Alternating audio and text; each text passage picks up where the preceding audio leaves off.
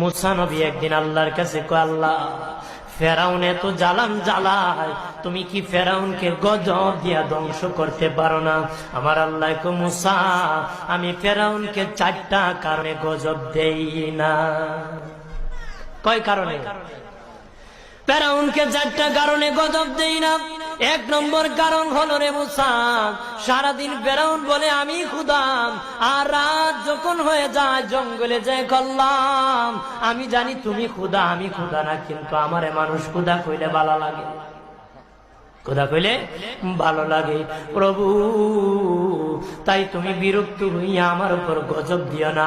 আল্লাহ বলে, মুসা রে, ওই ফেরাউনে রাত্রির দুয়ার কারণে আমি আল্লাহ তার উপর গজব দেই না। 2 নম্বর কারণ হলো, আরে মুসা, তোমার মুখে দাড়ি, ফেরাউনের মুখে দাড়ি, তোমার পরনে জুব্বা,